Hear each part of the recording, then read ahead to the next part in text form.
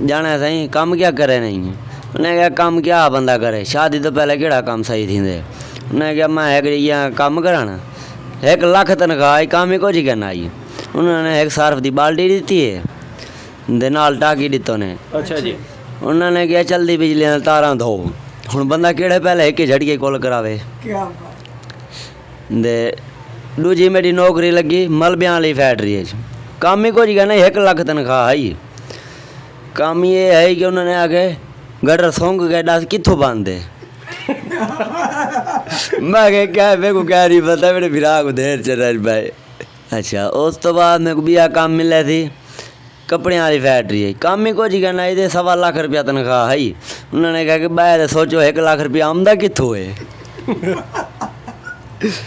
उस तो बाद मैं काम मिलिया भी है एक।